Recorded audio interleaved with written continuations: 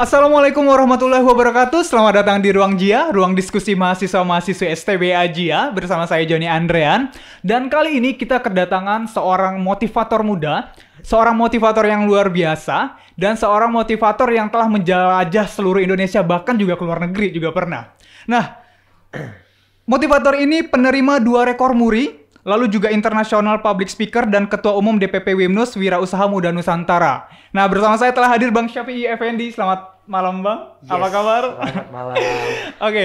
Nah, teman-teman, sebagai informasi teman-teman, Bang Syafi'i ini baru saja mengisi seminar di STBA Jia yang bertemakan musim semi pasca pandemi. Yes. Nah, jadi setelah selesai seminar tadi langsung saya culik di sini dan saya ajak ngobrol di sini karena ini momen yang sangat langka. Karena Bang Syafi'i ini setiap hari bahkan sehari aja bisa sampai 2 kali nih ngisi seminar gitu.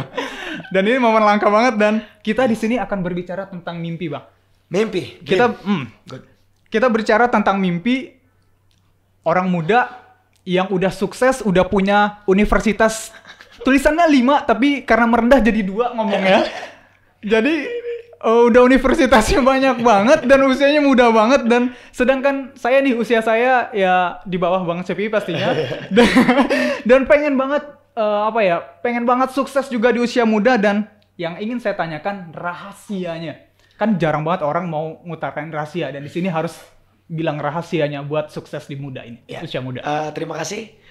Teman-teman, sebenarnya dalam sukses itu tidak ada rahasia ya. Orang sukses itu cuma berpikir, bertindak, dan merasakan dengan cara yang berbeda. Jadi think in a certain way, feel in a certain way, dan act in a certain way. Tidak ada yang istimewa. Orang-orang yang berhasil itu bertindak lebih banyak daripada orang-orang yang biasa aja gitu. Jadi sebenarnya rahasianya itu adalah Anda mampu nggak konsisten terhadap sesuatu yang ingin Anda tuju gitu. Iya sih, bener sih. Tapi nih Bang, Yes. kan kalau kita mau melangkah nih untuk mewujudkan mimpi, optimisme ini kan tumbuhnya itu ketika kita, apa yang kita rencanakan sesuai nih sama ekspektasinya. Kita rencanain A, dapat A, rencanain B, dapat B. Tapi kan ada masa di mana kita ngerencanain ini, hasilnya ini, dan kita jadi down mau ngelakuin lagi gitu kan, biasanya kayak gitu tuh. Yes. Dan itu gimana nih caranya gitu kan, itu banyak banget, bahkan saya sendiri juga, saya mau dapat ini tapi kok nggak berhasil, dan saya ngerasa kayaknya ini bukan mimpi gue deh sebenarnya gitu kan, kayak gitu tuh jadinya. Ya, oke. Jadi sebenarnya kalau kita ambil dari banyak beberapa tokoh dunia ya, seperti Cristiano Ronaldo, ada Michael Jordan, ada Bill Clinton, ada tokoh-tokoh hebat.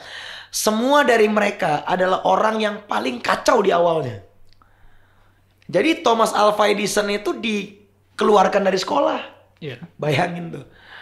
Oprah Winfrey itu adalah korban pelecehan seksual di usia muda. Oprah yang terkenal itu. Untuk ngomong sama dia aja kita bayar mahal. Iya. Cristiano Ronaldo hari ini kemarin di Juventus katanya terakhir dihitung 1 golnya 1 triliun hampir nilainya. Keren banget itu. Dulu anak kecil ini kurus, jelek, kuntet, dan gak dihargai di Portugal. Jadi semua orang-orang hebat itu pada awalnya itu tidak dihargai dan tidak pernah berhasil gitu. Nah sebenarnya yang perlu diganti dari kita semua adalah sudut pandangnya. Bahwasannya kegagalan itu hadir untuk mengantarkan sesuatu yang lebih besar kepada kita. Jadi tidak ada kata gagal, yang ada hanya sukses atau belajar. Jadi yang orang lain kita katakan gagal itu adalah belajar sebenarnya. Gagal adalah berhenti secara permanen. Jadi kalau Anda berhenti itu gagal. Selagi Anda mencoba, mau 1000 kali, 2000 kali, Anda akan berhasil. Penemu lampu Thomas Alva Edison 2000 kali gagalnya. 2000 kali gagalnya sampai pabriknya itu meledak untuk menemukan satu bohlam. Jadi anak muda yang tidak pernah gagal dan tidak pernah terluka tidak akan pernah punya cerita. Berarti kita harus gagal. Gagal itu pasti ada. Pasti ada, wajib malah. Wajib. Justru kalau nggak gagal kita makin kan, karena tidak ada evaluasi gitu. Gagal itu ada kuotanya nggak nih Bang?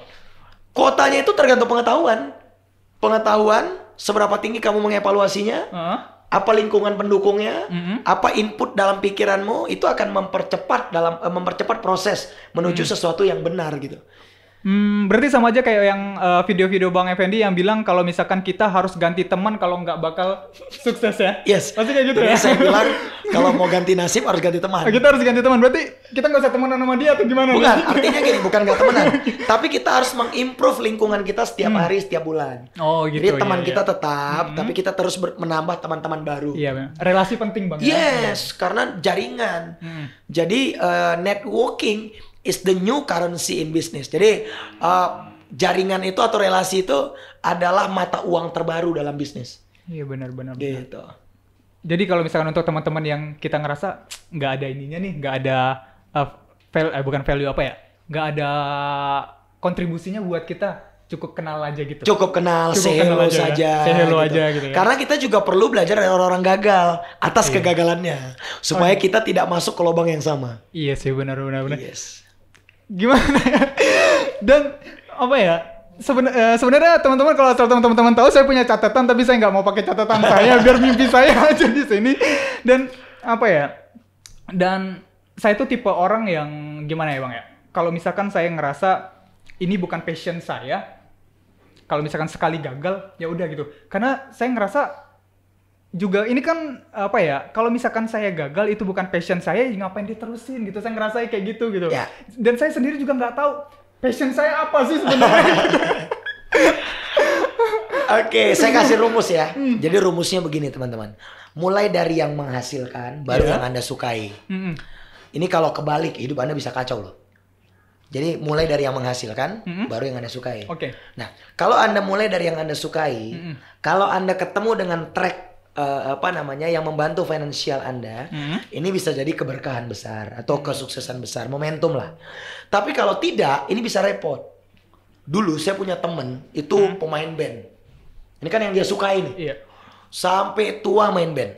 Akhirnya nggak nikah-nikah, lupa nikah. Iya. Kemudian secara keuangan susah gitu. Dan akhirnya bingung. Gitu. Jadi mulai dari yang menghasilkan baru yang Anda sukai. Contoh kayak saya kan hobi berenang.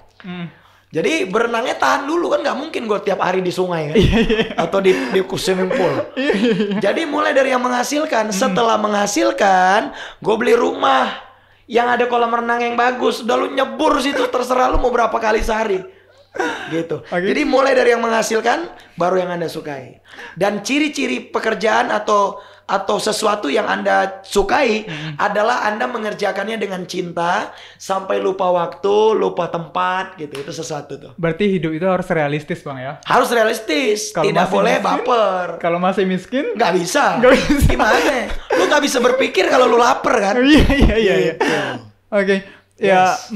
Dan nah, untuk tolak ukur kita udah ngerasa kita berhasil Bang. Itu gimana? Kayaknya udah berhasil nih. Oke. Kita nikmatin aja deh. Nah, gitu. ini yang Indonesia Gimana nih, tuh Bang? perlu tahu. Jadi gini, sukses itu semu sebenarnya. Oh, gitu. Jadi artinya adalah, jadi sukses itu artinya mendapatkan apa yang diinginkan. Iya. Jadi kalau saya mau masker ini dan saya mendapatkannya, ini udah sukses. Iya. Karena dia semu, jadi dia relatif. Jadi sukses itu relatif. Ada yang mengukurnya dengan kekayaan, ada yang mengukurnya dengan pencapaian, ada yang mengukurnya dengan jabatan. Terserah. Terserah. Tapi yang gagal adalah yang tidak kemana-mana gitu loh. Ini yang repot dan dia diem gitu. Iya. Nah, jadi tugas Anda adalah menentukan definisi Anda tentang sukses. Dan sekali lagi, sukses adalah mendapatkan apa yang Anda inginkan. Itu Berarti sukses kita nggak cuma satu kali Bang ya? nggak boleh, sukses itu, nggak Bang, boleh.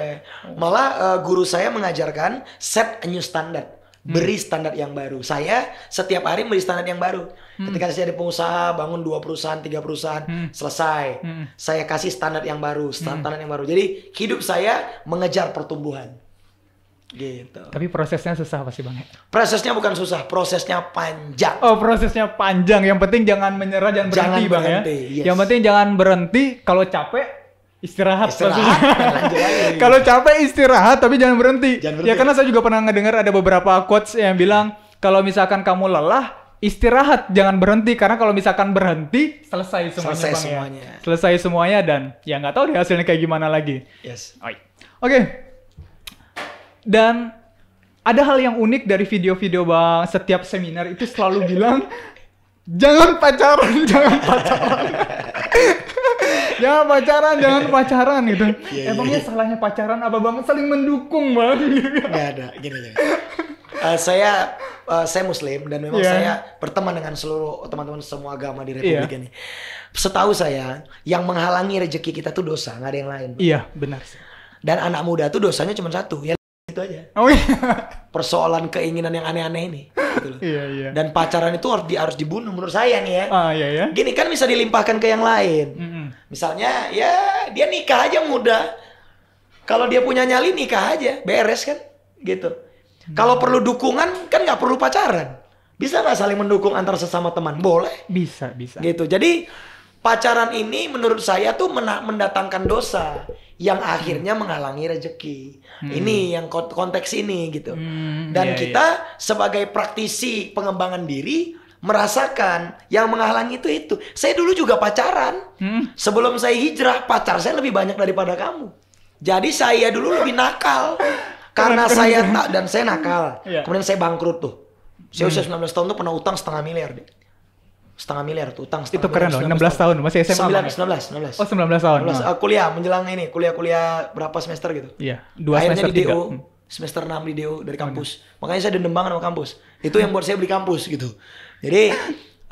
Jadi kalau saya dendam, saya akan buat diri saya lebih baik. Karena itu petua dari Ali bin Abi Thalib. Balas dendam terbaik adalah membuat dirimu lebih baik. Jadi kalau kamu dendam dengan seseorang, pacu dirimu untuk balas dendam, membuat dirimu lebih baik. Karena kalau dirimu lebih baik, otomatis orang yang ingin kamu sakiti, tanda kutip ini, akan tersakiti sendiri gitu. Iya sih. Yes. Di DO beli kampusnya. Coba bayangin nih, orang yang udah di DO masih muda yang kalau di dalam pemikiran kita kan susah dapat kerja, susah ngeraih mimpi, tapi malah ngebeli kampusnya itu sakitnya itu kemana? Coba bayangin. Dan ini ya keren banget berarti ya salah yang menghalangi kita untuk sukses itu kan dosa bang ya. Jadi ya. Iya. Bukan menghalangi rezeki datang. Menghalangi tersendat rezeki dia. datang. Yes. Benar-benar. Makanya orang juga bilang ya kalau misalkan mau lancar nikah aja. Nikah gitu, daripada aja, dosa betul. gitu bang. Benar-benar. Nah, oke. Ini satu pertanyaan terakhir nih teman-teman karena ini juga biar nggak lama-lama banget juga. Yes. Sekarang masanya pandemi bang. Ya. Kita nggak bisa gerak. Yes. Sedangkan kita masih punya banyak mimpi dan ini udah 1 tahun kita nggak ngapa-ngapain. Yes. Kuliah aja dari online, kadang online sih tapi tidur. Gitu. Ada sih online sih tapi tidur. Okay. Sedangkan kita mau ngelangkah, kita mau masuk ke sana nggak bisa gitu loh. Ya. Mimpi kita tahan dulu atau gimana nih bagusnya bang? Oke. Jadi ini kan krisis ya. Iya. Jadi dalam bahasa Cina, krisis itu namanya Weiji. Weiji itu kalau dipisah, ada W ada G. Itu artinya adalah masalah dan peluang. Jadi every crisis akan memberikan opportunity. Kalau misalnya kamu mengeluh, hari ini TikTok tuh omsetnya naik. Zoom naik. Masker naik. Iya. Saya punya teman punya pabrik masker. Dia bilang, dulu 2 tahun itu ngabisin 1 box. Wow. Sekarang 2 ton per hari, Pak. Jadi setiap krisis itu akan melahirkan ancaman, akan melahirkan peluang. Pertanyaannya, Anda menggunakan pikiran Anda untuk melihat ancaman atau melihat peluang? Saya melihat peluang. Contoh, saya punya restoran. Tingkat penjualan frozen foodnya tinggi. Gitu. Saya punya properti. Kita jual online, naik omsetnya. Iya, benar-benar. Jadi apa namanya, krisis itu akan selalu ada. Akan selalu ada. Jadi tugas kita adalah terbiasa dengan krisis. Di keluarga saya, krisis itu menjadi bahan pembelajaran yang happy. Coba Anda rasakan, saya punya anak 2 nih. Satu usia 4 tahun, 3,5 tahun, satu tahun 2 bulan. Saya udah siapkan di kamarnya. Tahu nggak tulisannya apa? Anak dengan mental tidak juara tidak boleh bernafas di ruangan ini. Artinya saya memasukkan pandemi langsung ke dalam kamarnya. Dengan sengaja. Agar hidupnya terbiasa dengan tekanan dan krisis.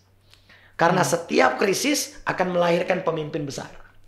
Gitu. Berarti kita nggak boleh menyalahkan keadaan yang kayak gini. Ini bukan, ini nggak Nggak masalah sebenarnya masalah, gitu. gitu Yang penting ya. kita ngelihat peluang atau nerakanya ini. Nerakanya Gitu. gitu. Karena ada orang yang sukses loh dari krisis.